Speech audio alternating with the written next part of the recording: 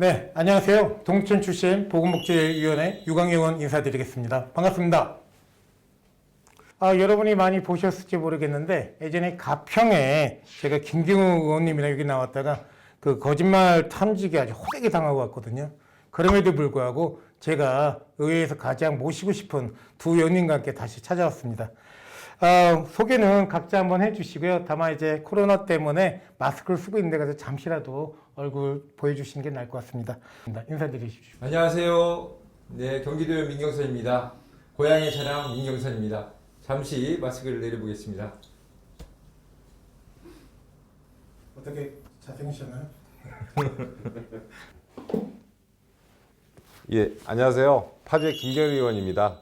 우리 그 존경하는 유광혁 의원과 함께 경기 북부, 그다음 경기도의회 무게를 담당하고 있습니다.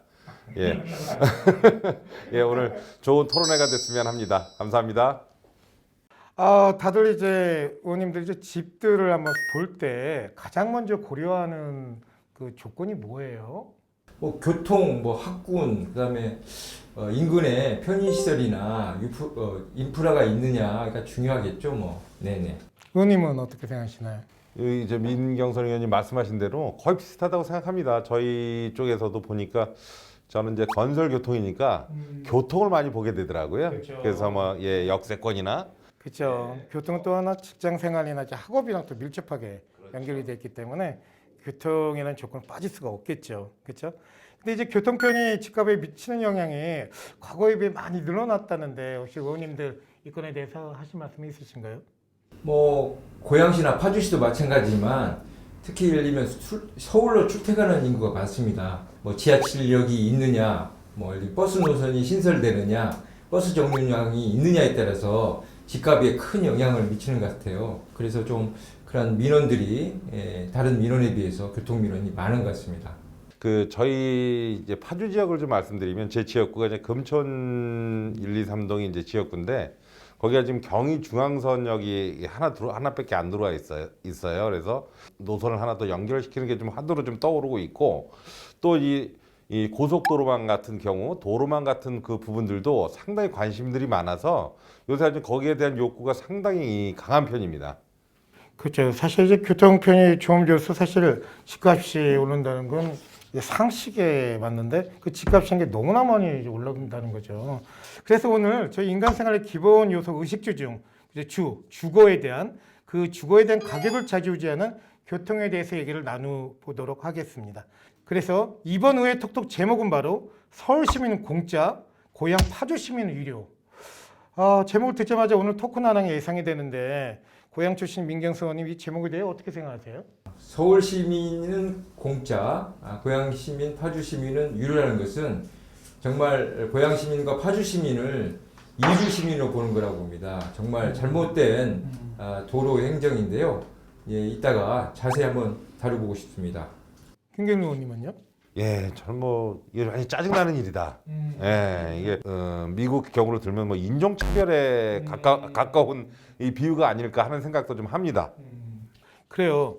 그럼 도대체 서울 시민은 공짜고 고향 파주 시민에게는 유료인 것이 도대체 무엇인지 그래서 오늘 모신 두 분을 잔뜩 화나게 했는지 당장 얘기 나눠보도록 하겠습니다.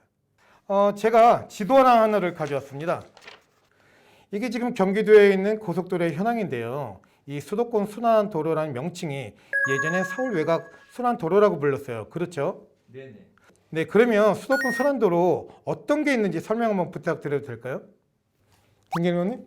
네, 부르셨습니까? 예, 그 서울 처음에 이제 서울 외곽 순환도로라고 이 불렸던 게 전체 128km 중에 한 104km가 그러니까 경기도에서 그러니까 이 퍼센테이지로 보면 한 81% 정도 되는 거죠. 경기도가 대부분을 차지하고 있음에도 불구하고 명칭이 서울 외곽 순환도로인 거예요. 이것은 저희 경기도 도민 입장에서 보면 맞지 않는 거죠. 예, 그래서 이 부분들을 저희가 이제 이 주체성을 갖고 이름을 이제 바꾸다 보니까 그래서 서울 외곽이라는 명칭을 빼고 예, 그래서 이 수도권 순환고속도로로 명칭 개설을 요청해갖고 2026년 개통 예정인 수도권 제2순환 고속도로와 함께 같이 변경된 그 도로명인 거죠. 경기 서북부부터 시작해서 쭉 서울로 이어지는 이 민자 고속도로 의원님들과 인연이 깊기도 할 텐데요. 어떤 의미가 있을까요? 네, 그 민자도로 여러분이 잘 아시지만 그 민자도로의 폐해가 그 요금 문제 상당히 심각했는데 대부분이 이제 수익성이 낮은 곳에 민자 사업을 추진하다 보니까 결국은 서북부 지역의 대부분이 민자 사업입니다. 예, 수도권 제2순환도로도 민자가 많고 그리고 그러면 결국에 통행료는 고스란히 도민이 부담해야 되는 그런 문제가 큰 것이죠. 그 개통이 된 다음에 그러면 국민들이 느낄 수 있는 긍정적인 변화가 있다면 어떤 게 있을까요? 긍정적인 변화는 실질적으로 교통이 어느 정도 해소된다는 건데 그게 잠복된 여러 가지 문제들이 심각한 거죠. 다만 뭐 이 서울 문산 민자고속도로 관련해서는 파주 시민들 같은 경우 10분 정도 통행 시간이 앞당겨졌다는 그 이득이 있고 고양 시민들 같은 경우는 특별한 혜택보다는 문제점이 많았던 것이었죠.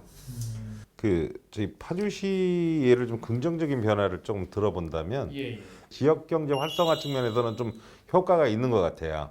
이게 왜 그런 말씀을 드리냐면 2020년도에 그러니까 올해 그 파주시 분기 부동산 거래 현황을 보면 상당히 뭐 이 아파트 거래가 이 되고 나서 한 9월 대비 10월에 아파트 거래량이 배 정도 늘어났어요. 그래서 그 전에는 파주시 이 토지나 그다음에 아파트 거래량이 상당히 작아서 이게 좀 이 문제가 많았었는데 이 도로가 개통되고 나서는 사실 지역 활성화나 이 부분에 대해서는 긍정적인 효과가 일부 있는 것 같습니다. 집을 고를 때 교통 환경의 요건을 우리가 고려한다는 게 사실 여기에서도 이제 증명이 되네요. 예. 그럼 반대로 이 개통이 된 다음에 우려되는 점이 있다면 어떤 점이 있는지 한번 말씀해 주시겠습니까? 이제 서울문산 고속도로가 지난 11월 7일 날 개통을 했습니다. 개통하기 전부터 우려했던 부분이 표출화됐어요. 그냥 두 가지인데 하나는 강변북로 정체 문제고 하나는 통행요금 문제입니다. 이게 이 자료가 제가 2014년에 문제 제기했던 내용인데 지금 와서 정확하게 맞아 떨어진 것이죠. 보시면 서울문산 민자고속도로가 이게 본선이고 이게 지선입니다. 지선이 여기다가 접합하다 보니까 실질적으로 지금 이게 강변북로거든요. 예, 강변북로가 실제로 보면 교통 서비스 수준 이제 LOS라고 하는데 뒤에서 F, Y 상태입니다. 그러니까 가장 출근 시간에 정말 정체되는 곳인데 거기다가 전복을 시켜버리니까 시간당으로 나눴을 때 3,000대 이상이 통행하는 겁니다. 그러면 출근 시간대는 더 많은 거죠. 대책이 없는. 그래서 그 당시에 주장했던 게 제가 이게 잘못하면 결국 출근 시간이 기존보다 20분에서 30분 늘어날 수도 있다. 근데 지금 현실화됐습니다. 그래서 그 당시 협의 과정에서 1차선을 가양대교까지 확장을 해라. 지금 그래서 확장을 했음에도 불구하고 지금 상대적인 민원이 엄청 큰 겁니다. 문제점이 나왔으니까 저희 이제 파주 지역에서 보는 문제점을 좀 말씀을 드릴게요. 이게 이제 저희가 지금 그 금촌 IC를 이제 보면 저희 지역구인데 거기가 핵심이 이제 금촌 지역이 핵심 도심이에요. 근데 문제는 거기서 올라타서 서울 가는 게 있고 거 내려오는데 이 부분들이 있는데 거꾸로 가는 인터체인지가 없어요. 지금 이제 파주시도 굉장히 좀 고민이 많은 것 같아요. 그래서 지금 파주시장님도 김현미 국토부 장관께 이 부분에 대한 서한도 올리고 저희도 지금 이 보면 이 부분들을 좀 시간을 두고 좀 보면서 좀 대책점을 좀 문제점을 좀 파악하고 대책을 세워야 하는 그 단계에 좀 가야 하지 않을까 하는 생각을 합니다. 우리 도로의 정체 외에도 통행료권에 대해서 말씀하셨거든요. 이 정도 한번 보완해서 말씀해 주시죠. 통행료 부분인데요. 통행료가 민자 사업입니다. 민자 사업인데 그 실시 협약서에 의하면 실제 매년 4월 달에 그 요금을 산정하게 됐는데 물가 상승분 3% 이상이면 당연히 올려야 되는 구조인 거예요. 그러니까 지금 당장은 1.14배로 그 재정도로부와 부담은 없지만 이후에 더 부담이 커질 수 있고 또 불합리한 점이 있습니다. 뭐냐면 국가 재정도로와 민자도로의 통행료 비교를 했는데 뭐 거의 다른 민자도로 같은 경우는 실제 뭐 2.5배, 4.4배인 경우도 있는데 다만 문제가 있냐면 이 통행료가 나와 있는데 흥도 IC라고 있습니다. 그러니까 정확히 뭐 거리를 재보자면 2km도 안 됐을 텐데 네. 1,300원을 받습니다. 2kg가 안 되는데. 그래서 지금 민원이 푹 잡았어요, 저한테. 이게 합당하냐? 요금을 받는 것은 당연하다고 보지만 너무 불합리하다는 거죠. 초반에 민경선 의원님이 이 제기하셨던 게 왜 꼭 서북부 쪽에는 민자 도로가 이렇게 많냐는 거예요. 그러니까 결국은 이게 다 피해가 부담이 이 북부 서북부 시민들한테 다 가중되다 보니까 이 부분에 도로 계획을 할 때 B씨를 얘기하면 서북부 쪽에서는요 정상적으로 나올 수 있는 데가 없어요. 건설을 할 수가 없다니까요. 그래서 이 부분들을 정치 좀 이게 국토부나 여기 이 부분들이 하셨을 때 이 나중에 이 책임이나 이 비용들이 거의 다 시민들한테 이 전가되는 부분들을 꼭 좀 이 체크를 하셔야 된다고 생각을 합니다. 지당하신 말씀이시고 지금 너무 심각하네요, 듣자하니까. 다음에 많이 다른 주제로 구독수를 많이 올릴 수 있도록 자주 출연할 것 같습니다.